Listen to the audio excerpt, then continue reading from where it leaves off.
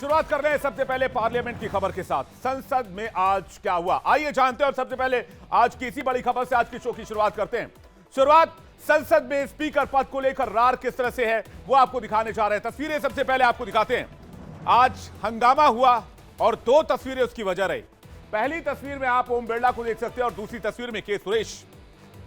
ओम बिरला को एक बार फिर से लोकसभा के स्पीकर के उम्मीदवार के रूप में पेश किया गया है और अपना विरोध जताने के लिए इंडिया ब्लॉक ने लोकसभा के अध्यक्ष पद के निर्वाचन को जटिल बनाया और के सुरेश को स्पीकर पद के लिए नॉमिनेशन करवाया। ये दो तस्वीरें आपके सामने, एक बार फिर से पूरी तस्वीर आप देखिए किस तरह से स्पीकर पद को लेकर घमासान मचा हुआ है पक्ष और विपक्ष के बीच में। भारत की लोकतांत्रिक परंपरा में यह तीसरी बार होगा जब लोकसभा में स्पीकर पद का चुनाव होगा, लेकिन लोकतांत्रिक परंपरा यह रही है कि सर्वसम्मति से हर बार लोकसभा के स्पीकर का निर्विरोध चयन होता रहा है। लेकिन इस बार ऐसी क्या परिस्थिति बन रही है जिसने इस मुद्दे को इतना कॉम्प्लेक्स बना दिया है?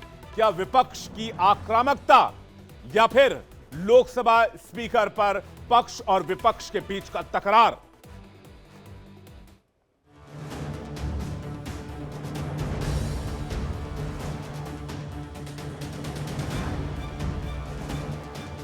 अब की बार लोकसभा स्पीकर के पद पर तकरार।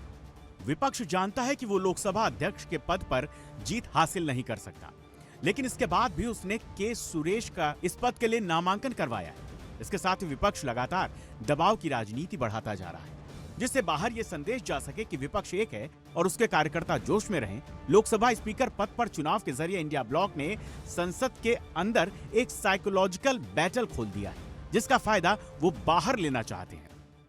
राजनाथ सिंह जी का खारगे जी को फोन आया। राजनाथ सिंह जी ने खारगे जी से कहा, देखिए आप हमारे स्पीकर को सपोर्ट कीजिए। ऑपोजिशन, पूरी ऑपोजिशन ने कहा है, हमने सब के सब से बात की है, पूरी ऑपोजिशन ने कहा है कि हम स्पीकर को सपोर्ट करेंगे, मगर कन्वेंशन ये है कि डेप्यूटी स्पीकर ऑपोजिशन को मिलना चाहिए। राजनाथ सिंह जी ने कल शाम कहा था कि वो खारगे जी को कॉल रिटर्न करेंगे। अभी तक राजनाथ सिंह जी ने खारगे जी का कॉल रिटर्न नहीं किया है। खड़गे जी का प्रश्न है, एक सीनियर लीडर हैं, मैं उनका सम्मान करता हूं।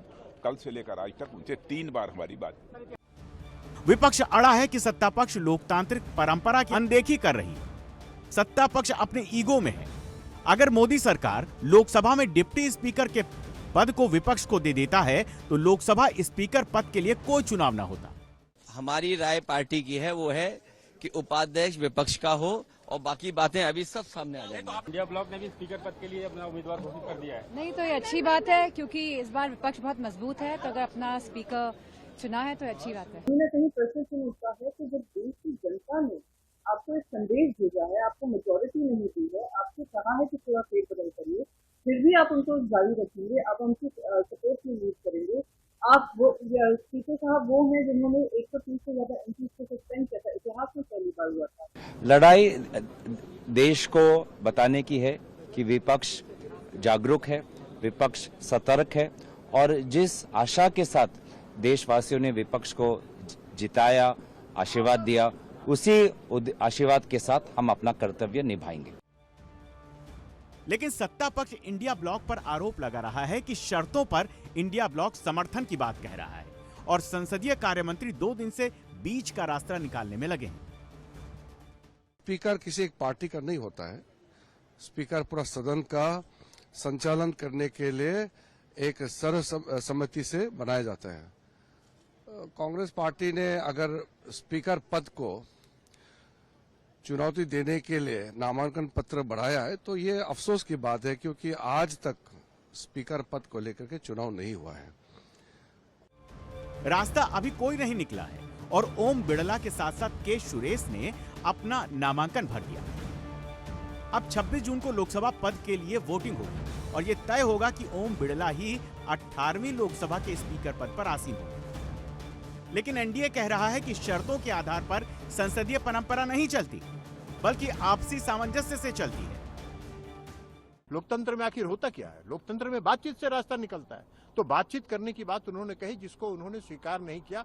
उनका कहना था कि अभी इसी समय आप इस शर्त को स्वीकार करिए, तो शर्तों के आधार पर लोकतंत्र नहीं चलता है। उपाध्यक्ष भी कोई पार्टी या दल का नहीं होता है, पूरे सदन का होता है, और इससे उसमें सदन की सहमति हो, ऐसे शर्तों के आधार पर कि किसी एक पर्टिकुलर व्यक्ति या पर्टिकुलर पक्ष का ही उपाध्यक्ष हो, वो लोकसभा की कोई परंपरा में नहीं बैठता।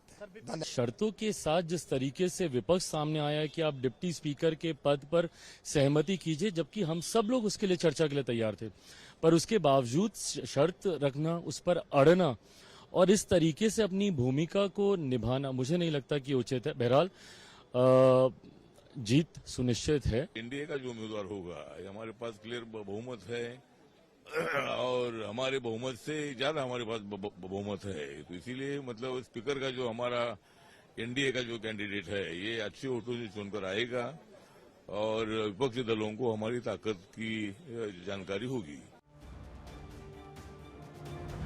संविधान के साथ साथ देश की सबसे बड़ी अदालत ने संविधान की विवेचना में साफ साफ कह दिया है कि सदन में किसी भी फैसले को लेकर अंतिम निर्णय लोकसभा स्पीकर का ही होता है। ऐसे में लोकसभा में इंडिया ब्लॉक पावर शेयरिंग चाहता है और डिप्टी स्पीकर पद की मांग कर रहा है, क्योंकि पिछली लोकसभा में जैसे विपक्ष के सांसदों को निलंबित किया गया, उसमें सबसे बड़ी भूमिका लोकसभा स्पीकर के विवेक की रही और इस बार संख्या बल ज्यादा है तो विपक्ष इन परिस्थितियों के लिए पहले से लॉबिंग कर रही है। अब सवाल यह है कि आपत्ति कहां है, दिक्कत कहां है? एनडीए और इंडिया ब्लॉक ने जो दो उम्मीदवार खड़े किए हैं, उनके बारे में क्या इंफॉर्मेशन है, तो उनके बारे में भी आपको बता देते हैं, उसके बाद बताएंगे आखिर अड़चन कहां आ रही है। आपके सामने रखते हैं ओम बिरला, जो कि कोटा से सांसद है, तीसरी बार सांसद बने हैं, लॉ ग्रेजुएट है, 61 साल उनकी उम्र है और संसद चलाने का अनुभव है। इसके अलावा के सुरेश की बात करें तो मवेलिकारा से सांसद है और 8वीं बार सांसद चुने गए हैं, लॉ ग्रेजुएट है और उम्र उनकी 62 साल है, जो इंडिया ब्लॉक के कैंडिडेट है। यानी कि इस तरफ आप इंडिया ब्लॉक के कैंडिडेट को देख रहे हैं और इस तरफ आप एनडीए के कैंडिडेट को देख रहे हैं। दोनों ही लॉ ग्रेजुएट हैं। ओम बिरला 61 साल के हैं तो के सुरेश 62 साल के हैं। के सुरेश को लेकर पहले ही इंडिया ब्लॉक ने प्रोटेम स्पीकर बनाने के लिए विवाद खड़ा किया था, लेकिन एनडीए ने भर्तृहरि महताब को प्रोटेम स्पीकर बनाया और अब के सुरेश को इंडिया ब्लॉक ने स्पीकर पद के लिए नामांकन करवाया है। ओम बिरला के शपथ लेने की बात बहुत हद तक कंफर्म मानी जा रही है अभी तक, क्योंकि एनडीए पहले मेजॉरिटी में है और वाईएसआरसीपी ने समर्थन देने की बात कही है। लेकिन चुनाव कैसे होता है? 25 जून को दोनों ही पक्षों के उम्मीदवार ने अपना नामांकन दाखिल कर दिया। अब 26 जून को लोकसभा के सभी सदस्य लोकसभा स्पीकर चुनने के लिए मतदान करेंगे, लेकिन यह प्रक्रिया लोकसभा में होगी कैसे, यह भी आपको बता देते हैं। मत विभाजन कागज की पर्चियों से कराया जाएगा, क्योंकि नए सदन में अभी सीटें आवंटित नहीं है। ऐसे में इलेक्ट्रॉनिक डिस्प्ले का उपयोग नहीं किया जा सकता है। पहले ध्वनि मत से चयन किया जाएगा। विपक्ष ने मत विभाजन कराया तो वोटिंग होगी। सदन के कर्मचारी सांसदों को पर्चियां बांटेंगे और पर्चियों के जरिए वोटिंग कराई जाएगी। पर्चियों में नाम होगा या तो फिर सिंबल होगा। पर्चियों की गिनती करके परिणाम घोषित किया जाएगा। अब इससे बिल्कुल साफ है कि सदन में एनडीए बहुमत में है। एनडीए के पास 293 सांसदों का समर्थन है, जबकि इंडिया ब्लॉक के पास 234 सांसदों का समर्थन है। ऐसे में ओम बिरला की जीत तय मानी जा रही है, जैसा कि मैंने अभी आपको थोड़ी देर पहले बताया। इसके साथ ही कांग्रेस ने अपने सभी 99 सांसदों को व्हिप जारी कर दिया। यानी अब अगर कांग्रेस के किसी सांसद ने के सुरेश के अलावा किसी को वोट दिया तो उस पर पार्टी अनुशासनात्मक कार्रवाई कर सकती है। लोकसभा स्पीकर पद के चुनाव के लिए अमित शाह के साथ मीटिंग हुई है और इसके बाद बीजेपी ने भी व्हिप जारी कर दिया है। इस तरह से लोकसभा चुनाव के बाद लोकसभा की कार्रवाई शुरू होते ही तीनों ही स्पीकर पद पर सत्ता पक्ष और विपक्ष के बीच रार की शुरुआत हो चुकी है। सबसे पहले इंडिया ब्लॉक ने प्रोटेम स्पीकर के पद पर भर्तृहरि महताब के चयन को लेकर सवाल खड़े किए। विपक्ष के सुरेश को प्रोटेम स्पीकर बनवाना चाहती थी। अब लोकसभा स्पीकर के पद की हार की बात को जानते हुए, संसदीय परंपरा को तोड़ते हुए के सुरेश को लोकसभा स्पीकर का चुनाव लड़वाने के लिए विपक्ष की तरफ से नामांकन करवाया गया है। और इसके बाद इंडिया ब्लॉक लोकसभा में डिप्टी स्पीकर के पद को लेकर भी काफी एग्रेसिव है और पूरी ताकत से सत्ता पक्ष का विरोध कर रहा है। लेकिन अब सवाल उठता है कि विपक्ष इतना अग्रेसिव क्यों है? तो इसकी आसान भाषा में अगर जवाब ढूंढा जाए तो वो है संख्या बल। दूसरी वजह यह है कि लोकसभा में विपक्ष पावर शेयरिंग चाहता है। तीसरी वजह यह है कि विपक्षी दलों के कार्यकर्ता इसे मनोवैज्ञानिक जंग के तौर पर देख रहे हैं और अपनी ताकत को महसूस कर रहे हैं और करवा भी रहे हैं। यही जोश इंडिया ब्लॉक अपने कार्यकर्ताओं में कायम रखना चाहता है। जिससे आने वाले विधानसभा चुनावों में जीत हासिल की जा सके। इससे पहले विपक्ष भी यह संदेश दे रहा है कि आज थोड़े से चूक गए हैं लेकिन आवाज मजबूत हुई है, इसलिए कल थोड़ी मेहनत और करेंगे, माहौल तैयार करेंगे और सत्ता में आने का मौका भी अभी बरकरार है। तो विपक्ष एकता और मजबूती दिखाने की कोशिश कर रहा है। वहीं लोकसभा स्पीकर पद के चुनाव के लिए दोनों पक्षों की तैयारी चरम पर है। 8 बजे कांग्रेस अध्यक्ष मल्लिकार्जुन खड़गे के घर पर इंडिया ब्लॉक की बैठक हुई है, तो बीजेपी ने अपने सभी सांसदों समेत एनडीए के सभी सांसदों को 10:30 बजे संसद पहुंचने का निर्देश दे चुकी है, जबकि 11 बजे सदन की कार्रवाई शुरू हो जाएगी। लेकिन इस बीच विपक्ष अपनी एकजुटता दिखाने में कहीं नहीं चूक रहा। इसकी 2 तस्वीर आज फिर सदन में नजर आई, जब राहुल गांधी और अखिलेश यादव शपथ लेने के लिए सामने आए। दोनों नेता जब शपथ लेने के लिए आए, दोनों के हाथ में संविधान की कॉपी थी और शपथ लेते समय वो संविधान की कॉपी पूरे सदन को दिखा रहे थे। राहुल ने बाद में जय संविधान का घोष भी किया, जो दिखाता है कि इन दोनों पार्टियों में काफी ज्यादा मजबूती है और पूरा इंडिया ब्लॉक एक विचार से आगे बढ़ रहा है। 99 सांसद कांग्रेस के और समाजवादी पार्टी के 37 सांसद एक साथ एक मंच पर खड़े हैं। लेकिन इंडिया ब्लॉक को एक बार फिर से बंगाल में झटका लगा है, यानी विपक्ष कहीं ना कहीं स्पीकर के नाम पर बटा हुआ दिख रहा है। ये सवाल उठाए जा रहे हैं। विपक्ष के उम्मीदवार के सुरेश के नामांकन पर के प्रस्ताव पर टीएमसी सांसदों ने हस्ताक्षर नहीं किया। टीएमसी अध्यक्ष पद पर के सुरेश को कैंडिडेट बनाने की घोषणा से पहले कांग्रेस की ओर से राय मशविरा नहीं करने से टीएमसी नाराज बताई जा रही है। टीएमसी का कहना है कि राहुल गांधी ने उम्मीदवार से जुड़े बयान देने से पहले घटक दलों से बातचीत नहीं की। कांग्रेस ने इस मामले में एक तरफा फैसला किया है। इस पर अभिषेक बैनर्जी, जो कि टीएमसी के नेता, उन्होंने क्या कहा आपको सुनवाते हैं। कांटेक्ट किया था कांग्रेस ने, आरोप है कि नोटिस से कांटेक्ट किया, अभिषेक जी कोई फैसला अभी तक नहीं लिया गया, कांटेक्ट नहीं किया, कोई बातचीत नहीं हुआ and unfortunately this has been a unilateral decision. लेकिन इस बीच एक बड़ी खबर आ रही है इसी मामले से जुड़ी हुई, क्योंकि ये बहुत बड़ा मामला है और कल के लिहाज से बहुत बड़ी खबर होने वाली है। लेकिन एक ब्रेकिंग न्यूज इस वक्त मुझे मिल रही है, वो ब्रेकिंग न्यूज आपके सामने रखते हैं। बड़ी खबर ये है, स्पीकर चुनाव में हो सकता है खेला। ये कहा जा रहा है लोकसभा में तृणमूल कांग्रेस के 29 सदस्य हैं और बताया यह जा रहा है कि ओम बिरला के पक्ष में 309 सांसद वोटिंग कर सकते हैं। यह भी जानकारी मिल रही है।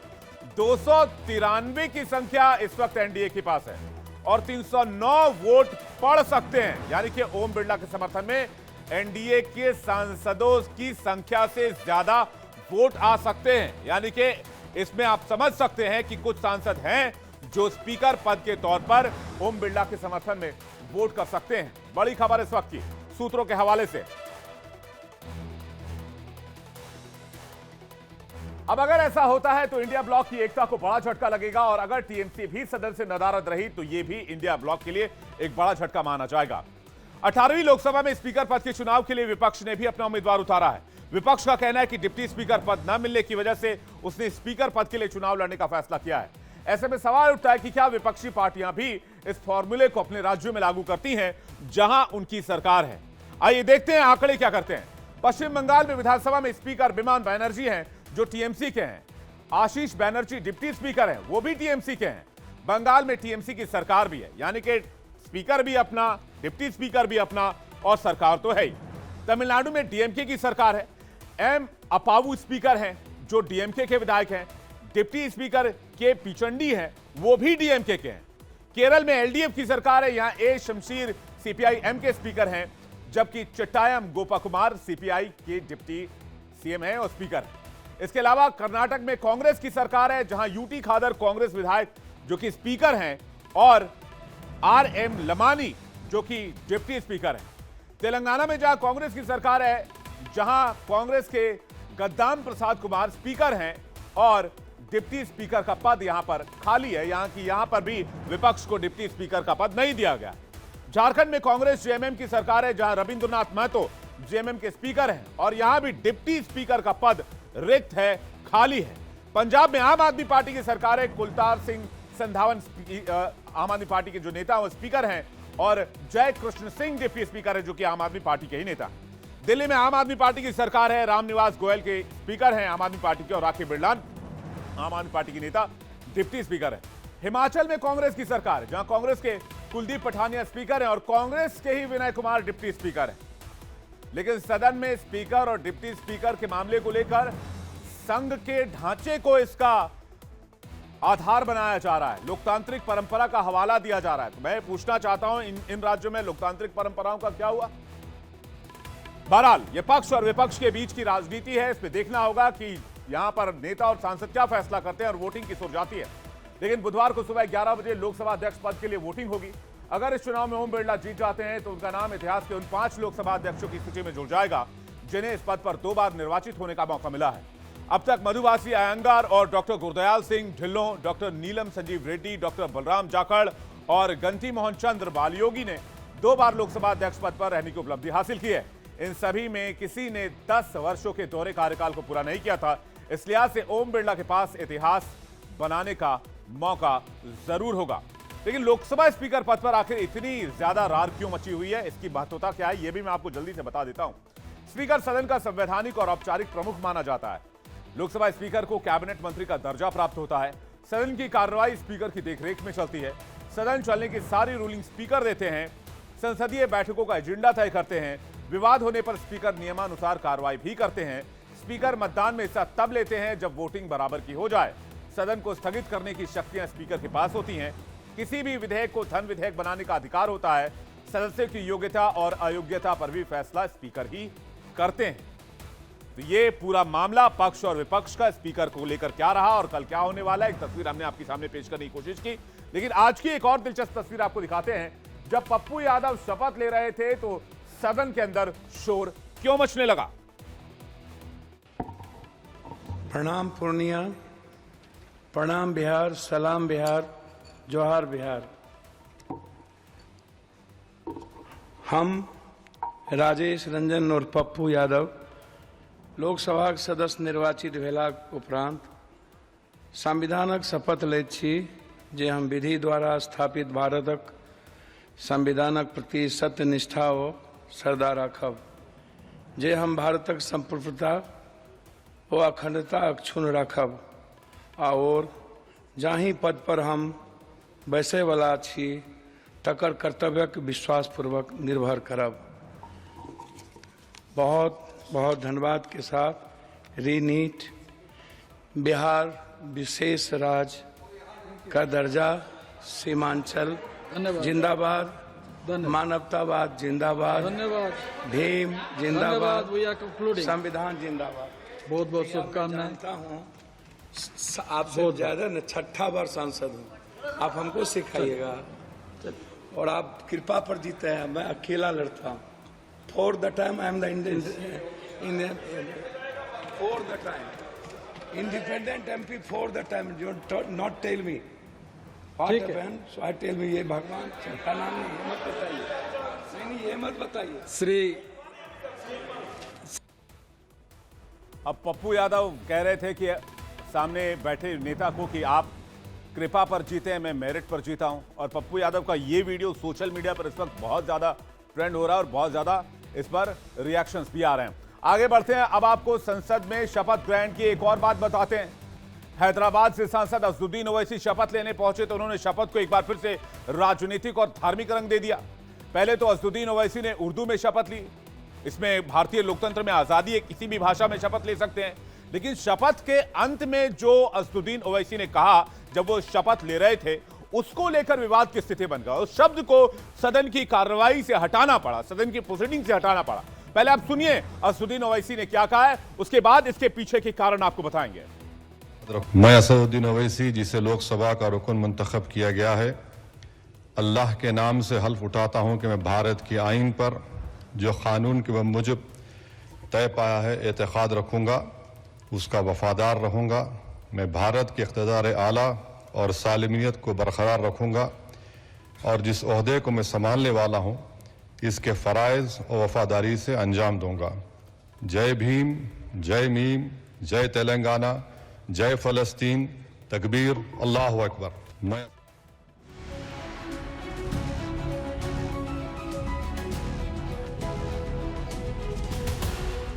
जय फ़लस्तीन, जय फ़लस्तीन, जय फ़लस्तीन। भाईजान की ओथ, फिलिस्तीन को सपोर्ट और संसद में विरोध। असदुद्दीन ओवैसी भी शायद यही चाहते थे और जो चाहते थे वो आखिरकार हो ही गया, यानी उनके बयान पर हंगामा और दुनिया भर में चर्चा। सत्ता पक्ष और विपक्ष में पहले दिन तकरार और रार चल रही है। ऐसे में असदुद्दीन ओवैसी ने पहले शपथ में जय फिलिस्तीन का नारा लगाया, इसके बाद अपने शपथ पर सफाई दी, लेकिन कुछ अलग अंदाज में। तो सब आपके सामने है, सब बोल रहे हैं, क्या क्या नहीं बोल रहे हैं। हम क्या बोले, हम जय भीम, जय तेलंगाना, जय फलस्तीन। इस क्या पे मजलूम अवाम है। महात्मा गांधी ने फलस्तीन के बारे में क्या कहा था वो पढ़ लीजिए। ओवैसी ने साफ कर दिया कि उन्होंने न कुछ गलत बोला है और न कुछ गलत किया है, लेकिन सदन में देश के संसदीय कार्यमंत्री किरण रिजिजू ने कहा है कि मामले का संज्ञान आया है और सदन में किसी देश का जयगान करना ठीक नहीं है, क्योंकि इससे देश की छवि खराब होती है और किसी भी देश से भारत की दुश्मनी नहीं है। एक मेंबर ने शपथ लेने के बाद जय फिलिस्तीन का नारा लगाया। मैं अभी उसको रूल्स के मुताबिक जो चेयर में है उनसे बात करता हूँ इसका क्या करना है, क्योंकि हम किसी देश का विरोध और किसी देश से दुश्मनी नहीं है, लेकिन भारत के सदन के अंदर किसी और देश का लेकर के जयकार करना ये मैं सही नहीं मानता हूँ। इस वक्त फिलिस्तीन और इजराइल के बीच युद्ध चल रहा है, जंग जारी है। ऐसे में देश की संसद से माननीय सांसद की शपथ में ऐसे शब्दों का इस्तेमाल देश की विदेश नीति को आहत करता है। भारत में रहकर भारत के संविधान में भारत माता को जय नहीं बोलते, मगर फालिस्तीना को जय बोलना, ये आम जनता से मैं अनुरोध करता हूँ। ये ऐसे लोग कैसे कैसे आज देश में कॉन्स्टिट्यूशन के नाम पर एंटी कॉन्स्टिट्यूशनल का काम कर रहे हैं, ये लोग समझना चाहिए। भारतीय संविधान धर्मनिरपेक्षता की आजादी देता है, वो संविधान की प्रस्तावना में है, लेकिन किसी देश की जय जयकार के साथ शपथ लेना संसदीय परंपरा को शोभा नहीं देता है और इसका कहीं उल्लेख भी नहीं है। इस विवादित शपथ के साथ ही ओवैसी सोशल मीडिया पर जबरदस्त तरीके से ट्रेंड हो रहे हैं, जिसमें सवाल उठाए जा रहे हैं क्या ओवैसी की शपथ संसदीय रूलिंग के खिलाफ है? क्या भारत में रहकर फिलिस्तीन का नारा लगाना भारतीय विदेश नीति का अपमान है? क्या संसदीय मंच से ऐसी शपथ लेकर ओवैसी ने लोकतांत्रिक मूल्यों को तोड़ा है? सदन में असदुद्दीन ओवैसी अपनी पार्टी के इकलौते सांसद हैं। उन्होंने माधवीलता को हराकर हैदराबाद की सीट जीती है। ओवैसी ने दोपहर 3:15 पर शपथ ली। अपनी शपथ में जय फिलिस्तीन का नारा लगा दिया। ओवैसी की शपथ पर सांसद शोभा करंदलाजे ने सवाल उठाया। उन्होंने सदस्यों ने भी, दूसरे सदस्य जो हैं उन्होंने भी जय फिलिस्तीन के नारे पर सवाल उठाए। ओवैसी की शपथ के वक्त राधा मोहन अग्रवाल पीठासीन थे। राधा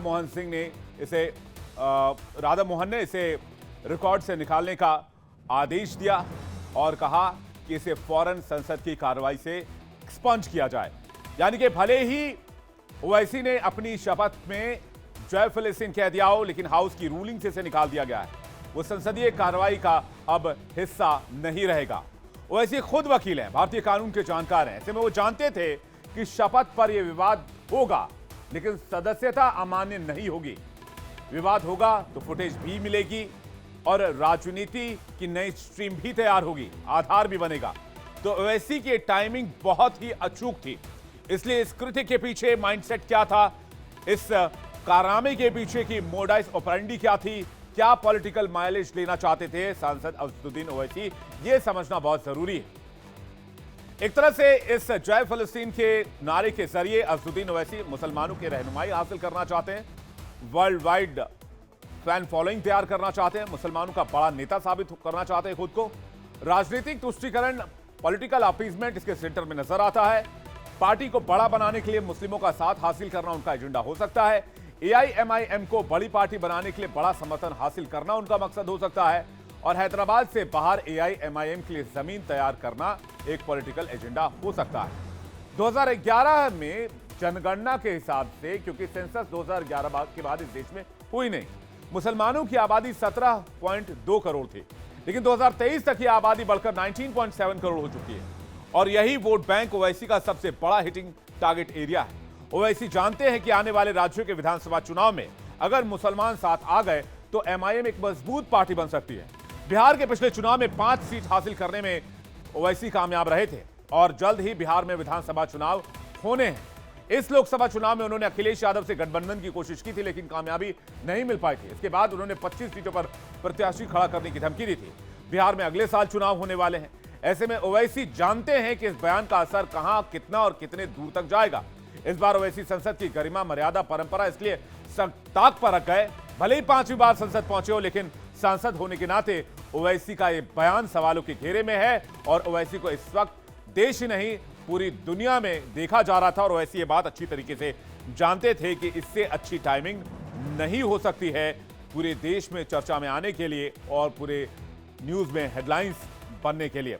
ओवैसी के साथ साथ 2 सांसदों की चर्चा भी है जिन्होंने अल्लाह के नाम पर संसद में शपथ ली। इनमें धुबरी असम सीट से जीतकर आने वाले कांग्रेस के सांसद रकीबुल हसन है और बिहार के किशनगंज से जीतकर लोकसभा पहुंचे कांग्रेस पार्टी के सांसद डॉक्टर मोहम्मद जावेद शामिल हैं। Having been elected a member of the House of the People, do swear in the name of God, Allah, that I will bear true faith and allegiance to the Constitution of India, as by law established, that I will uphold the sovereignty and integrity of India. Bismillahirrahmanirrahim. মই ৰকিবুল হুছেইনে লোকসভাৰ সদস্য নিৰ্বাচিত হোৱাত আল্লাহৰ নামত শপত খাই কওঁ। इंडिया बोल रहे में बातचीत करते हैं आज की एक और बड़ी खबर की। योगी आदित्यनाथ पेपर लीक कानून को लेकर सख्त हैं और पेपर लीक अगर उत्तर प्रदेश में हुआ तो अब एक्शन भयंकर होगा। कैबिनेट मीटिंग की तस्वीर आपको दिखाते हैं। योगी आदित्यनाथ ने आज कैबिनेट मीटिंग की जहां 44 में से 43 प्रस्तावों को पास कर दिया गया, जिसमें पेपर लीक को लेकर, कानून को लेकर जो प्रस्ताव लाया गया था उसे भी पास किया गया है। यानी बाबा का हंटर पेपर माफियाओं पर चलना तय है। अब आपको दिखाते हैं किस तरह से देश भर में प्रदर्शन हो रहे हैं और नीट को लेकर किस तरह से छात्रों का आक्रोश जो है वो नजर आ रहा है।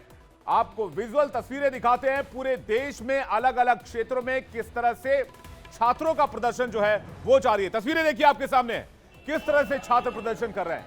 उत्तर प्रदेश में हाल ही में पुलिस भर्ती परीक्षा के पेपर लीक हुए, जिसको लेकर उत्तर प्रदेश सरकार में सीएम योगी आदित्यनाथ एक्शन में है और योगी आदित्यनाथ ने किस तरह के कानून की पेशकश की है पेपर लीक को लेकर आपको दिखाते हैं।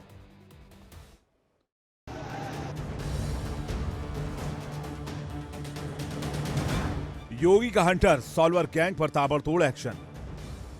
परीक्षा में हुई धांधली तो जेल में सड़ जाएंगे अपराधी। बाबा के राज में पेपर लीक हुआ तो अपराधियों के घर बुलडोजर से ध्वस्त कर दिए जाएंगे। नीट यूजी परीक्षा में गड़बड़ी के बाद से पेपर लीक का मामला सुर्खियों में है। पेपर लीक उन तमाम सपनों को चकनाचूर कर देता है जो छात्रों ने कई सालों से संजोए होते हैं। पेपर लीक उन नकल माफियाओं की बदौलत होता है जो सिस्टम में दीमक की तरह घुसे हैं, लेकिन अब इन दीमकों को बाहर निकालने की बारी आ चुकी है और इसमें सबके लिए नजीर पेश की है यूपी के सीएम योगी आदित्यनाथ ने। यूपी को अपराध मुक्त करने के मिशन में जुटे सीएम योगी ने पेपर लीक माफियाओं पर नकल कसने के लिए ऐसा फैसला लिया है जिसके बाद से सॉल्वर गैंग की शामत आने वाली है।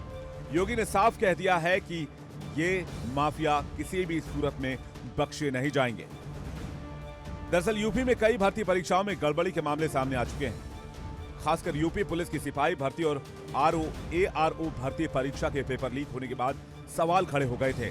इसमें परीक्षा संचालित करने वाली संस्थाएं भी कटघरे में रहीं। ऐसे में सीएम योगी ने इसे गंभीरता से लेते हुए फुल प्रूफ परीक्षा कराने के लिए नए सिरे से इंतजाम के साथ ही नकल माफियाओं पर नकेल कसने के लिए सख्त कानून लाने की बात कही थी। पहले दिन से हम लोगों ने तय किया है कि युवाओं के जीवन और उनके भविष्य के साथ जो खिलवाड़ करेगा, हम लोग भी जीरो टॉलरेंस की नीति को अपना करके उन तत्वों से उतनी ही सख्ती और कठोरतम तरीके से निपटने का काम करेंगे जो हमारे युवाओं के भविष्य के साथ खिलवाड़ करने का दुस्साहस करेगा। और कार्रवाई भी ऐसी होगी, क्योंकि हम लोग जब कार्रवाई करते हैं तो उसको एक ऐसा प्रस्तुत करते हैं वो नजीर बन जाए, नजीर बनवाएंगे, दोषों को के सामने उदाहरण प्रस्तुत करवाएंगे। साफ है यूपी में युवाओं के भविष्य के साथ खिलवाड़ करने वालों को बाबा बख्शेंगे नहीं। यूपी का खतरनाक अपराधी और गैंगस्टर की तरह सॉल्वर गैंग और मुन्ना भाइयों का भी ऐसा ही हाल किया जाएगा, जिससे या तो वो यूपी छोड़कर भाग जाएंगे या फिर आजीवन जेल में सड़ते रहेंगे। साथ ही बुलडोजर का प्रहार भी होगा, क्योंकि यही उत्तर प्रदेश के सीएम योगी आदित्यनाथ का सुशासन मॉडल है। कुछ दिनों पहले योगी सरकार ने नई परीक्षा नीति को लागू किया था, जिसके तहत परीक्षा केंद्रों को रेलवे स्टेशन से 10 किलोमीटर तक अंदर रखने के साथ ही कई और नियम बनाए गए थे। अब पेपर लीक माफियाओं के खिलाफ उम्र कैद और 1 करोड़ के जुर्माने की सजा भी तय कर दी गई है। इसके अलावा योगी कैबिनेट ने महिलाओं, बच्चों और गैंगस्टर से जुड़े मामलों में अग्रिम जमानत की प्रक्रिया कठिन करने पर भी मुहर लगाई है। और सीएम योगी की अध्यक्षता में हुई कैबिनेट बैठक में पेपर लीक अध्यादेश समेत कुल 43 प्रस्तावों पर मुहर लगी है, जिसके बाद यूपी के अपराधी माफियाओं की बेचैनी बढ़नी तय है। यूपी पेपर लीक में दोषी पाए जाने को लेकर 2 साल से लेकर आजीवन कारावास तक की सजा का प्रावधान किया गया है। यूपी में पेपर लीक पर अब गैर जमानती धारा लगाई जाएगी। ये गैर जमानती अपराध माना जाएगा। पेपर लीक दोषियों पर योगी सरकार ने 1 करोड़ रुपए जुर्माने का प्रावधान किया है। पेपर लीक या अन्य कारणों से परीक्षा प्रभावित होती है तो उस पर आने वाले खर्चे की भरपाई सॉल्वर गैंग से वसूली जाएगी। साथ ही परीक्षा में गड़बड़ी करने वाली कंपनियों को हमेशा के लिए ब्लैकलिस्ट कर दिया जाएगा। यूपी पेपर लीक अध्यादेश में पेपर लीक माफियाओं की संपत्ति कुर्क करने का प्रावधान है। फर्जी प्रश्न पत्र बांटना और फर्जी सेवायोजन वेबसाइट चलाने वालों को भी पेपर लीक अपराध श्रेणी में ही रखा जाएगा। यही नहीं, पेपर लीक को लेकर अगर किसी के ऊपर आरोप लगते हैं और वो दोषी साबित होता है तो उसके घर के ऊपर, उसके अवैध मकानों पर, उसके अवैध संपत्ति पर बुलडोजर चलाने का प्रावधान भी किया गया है।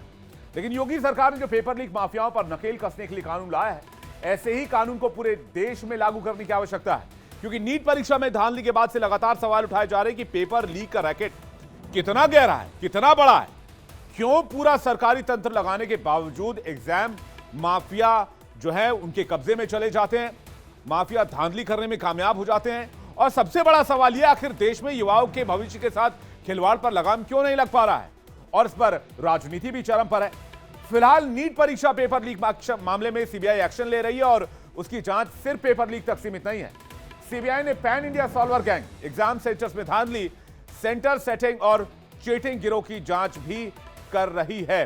लेकिन इस बीच एक बड़ी खबर मिल रही है, ब्रेकिंग न्यूज आपको बताते हैं। बड़ी खबर लेकर आइए। बड़ी खबर यह आ रही है कि राहुल गांधी लोकसभा में विपक्ष के नेता होंगे, एलओपी, लीडर ऑफ अपोजिशन। हालांकि राहुल गांधी को लेकर बहुत से कयास लगाए जा रहे थे, लेकिन अब मल्लिकार्जुन खड़गे के घर पे जो मीटिंग चल रही थी उससे यह निकलकर सामने आया है कि राहुल गांधी लोकसभा में नेता विपक्ष होंगे, लीडर ऑफ अपोजिशन होंगे। बड़ी खबर सामने आ रही है, राहुल गांधी लोकसभा में नेता विपक्ष होंगे। स्पीकर के इलेक्शन को लेके बाद, जब स्पीकर का इलेक्शन हो जाएगा उसके बाद राहुल गांधी के नाम का ऐलान किया जा सकता है। बड़ी खबर आ रही है, मल्लिकार्जुन खड़गे के घर पर बड़ी बैठक हो रही थी और बैठक से खबर निकलकर यह आ रही है कि लोकसभा में राहुल गांधी नेता विपक्ष होंगे, एलओपी होंगे, लीडर ऑफ अपोजिशन होंगे। और जो स्पीकर का इलेक्शन होगा, स्पीकर इलेक्शन की प्रक्रिया पूरी होने के बाद, स्पीकर के चुनाव होने के बाद इंडिया गठबंधन इसका ऐलान कर सकता है। मल्लिकार्जुन खड़गे कांग्रेस अध्यक्ष इसका ऐलान कर सकते हैं, यह जानकारी मिली। यानी कि कल के बाद इसका औपचारिक ऐलान कांग्रेस की तरफ से किया जा सकता है। लोकसभा में राहुल गांधी विपक्ष के नेता होंगे। इससे पहले लगातार यह कहा जा रहा था कि राहुल गांधी की तरफ से हामी नहीं भरी जा रही है, राहुल गांधी इस बात को लेकर टाइम ले रहे हैं लीडर ऑफ अपोजिशन को लेकर। लेकिन अब खबर आ रही है राहुल गांधी लोकसभा में नेता विपक्ष होंगे। ब्रह्म प्रकाश दुबे पॉलिटिकल एडिटर हमारे साथ जुड़ रहे हैं, सीजन के पास चलते हैं। ब्रह्म प्रकाश, क्या जानकारी आपके पास? बिल्कुल बिल्कुल, देखिए मल्लिकार्जुन खड़गे जो कांग्रेस अध्यक्ष हैं, उनके आवास पर आज बैठक हुई। इंडिया ब्लॉक की ये बैठक थी, पार्टी के सीनियर नेता भी मौजूद थे। और इस बैठक के बाद जो जानकारी मिल रही है कि अब राहुल गांधी ने जो है विपक्ष के नेता का पद स्वीकार कर लिया है और अब वो विपक्ष के लोकसभा में विपक्ष के नेता होंगे। तो इसके पहले कांग्रेस वर्किंग कमेटी की बैठक हुई थी, उसमें भी तमाम कांग्रेस पार्टी के सीनियर नेताओं ने उनसे अपील की थी राहुल गांधी से कि वो लोकसभा में विपक्ष के नेता का पद संभाले। तब राहुल गांधी ने कहा था कि उन्हें सोचने के लिए कुछ वक्त दिया जाए। उसके बाद से पार्टी के तमाम सीनियर नेता इस बात को लेकर राहुल गांधी को मना रहे थे कि उन्हें लोकसभा में ये महत्वपूर्ण जिम्मेदारी स्वीकार करनी चाहिए। और आज जो बैठक हुई है इंडिया ब्लॉक की मल्लिकार्जुन खड़गे के आवास पर, इसके बाद जो है जानकारी मिल रही है। हालांकि आधिकारिक तौर पर कुछ ही मिनटों में केसी वेणुगोपाल आधिकारिक रूप से बयान देंगे, लेकिन इंडिया डेली लाइफ के दर्शकों के लिए महत्वपूर्ण जानकारी कि राहुल गांधी ने विपक्ष का लोकसभा में विपक्ष के नेता का पद स्वीकार करने के लिए हामी भर दी है। जी प्रकाश, बहुत बहुत शुक्रिया इस जानकारी के लिए। अब जब औपचारिक ऐलान होगा तो इस खबर पर दोबारा जाएंगे और दिखाएंगे कि कांग्रेस नेता केसी वेणुगोपाल क्या कह रहे हैं। इस मीटिंग के बाद जब पत्रकारों से बातचीत होगी तो बातचीत आपके सामने रखेंगे। लेकिन नीट मामले को लेकर एक तरफ जहां योगी सरकार एक्शन में है, तो वही दूसरी तरफ सीबीआई की जांच लगातार जारी है। और सीबीआई जांच को लेकर क्या क्या खुलासे हुए हैं, नीट में जांच में अभी तक क्या क्या सामने आया है, जल्दी से नजर डालते हैं।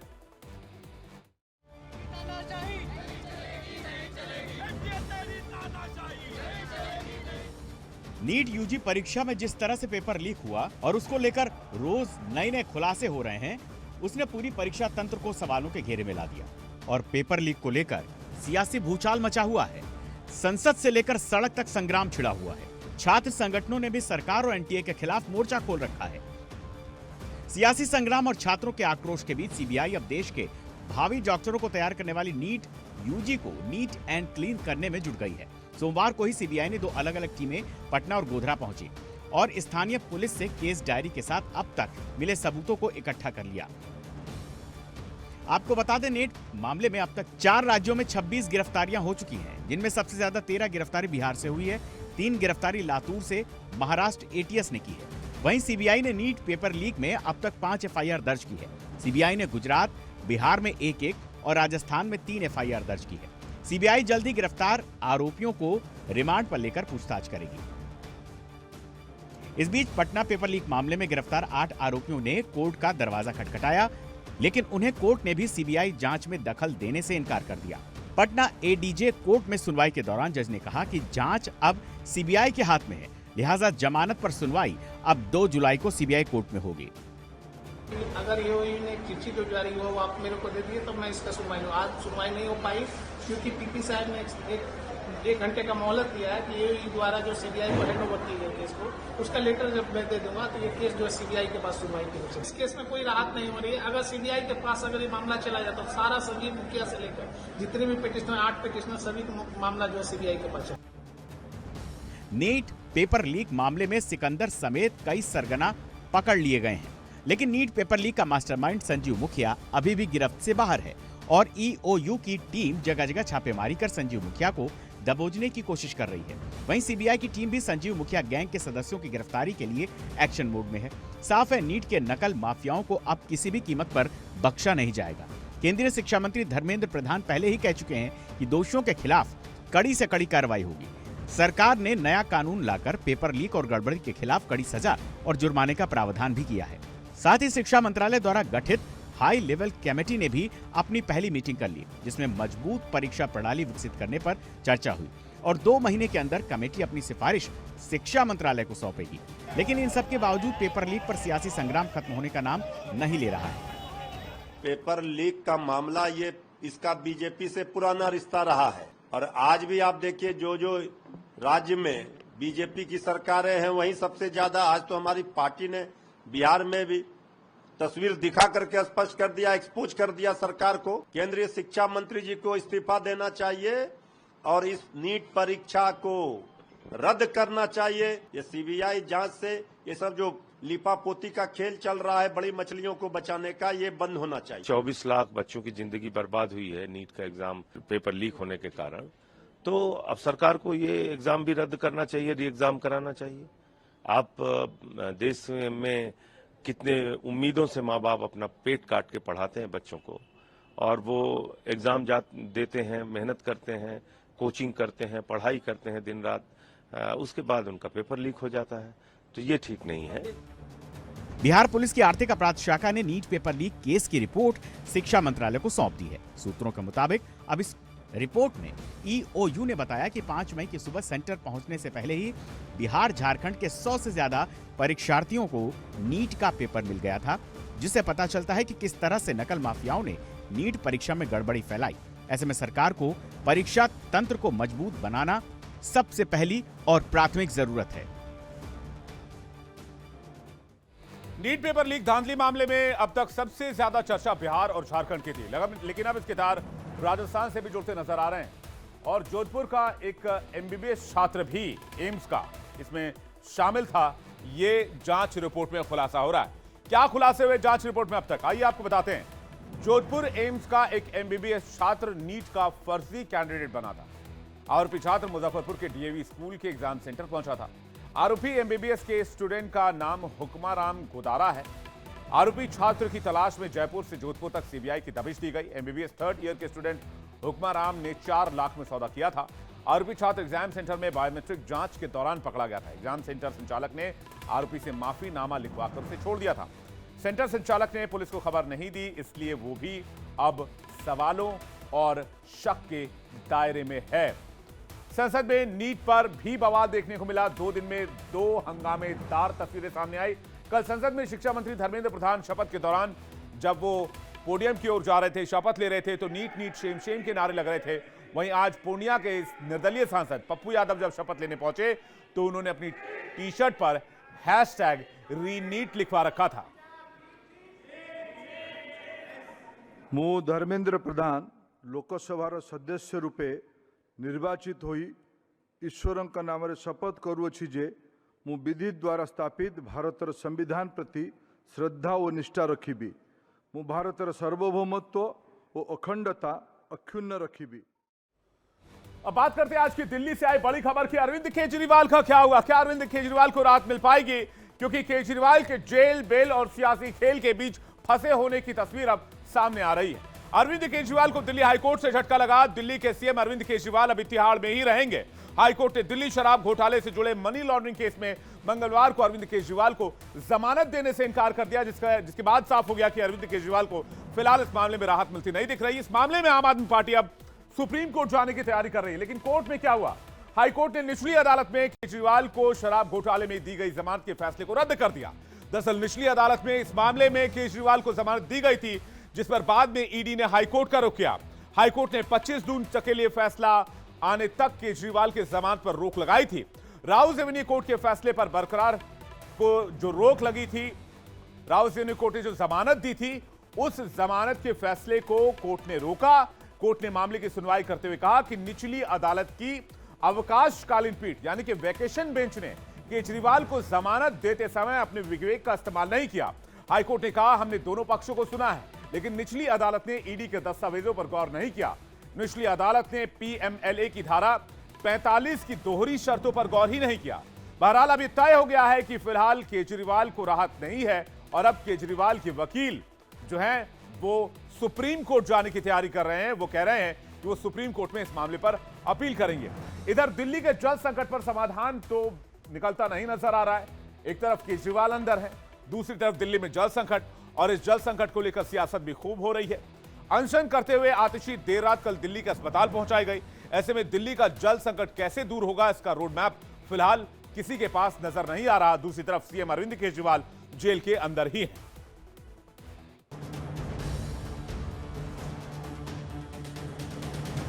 अन्न का एक दाना नहीं लिया, शुगर लेवल लगातार नीचे जा रहा है, कीटोन बढ़ रहा है।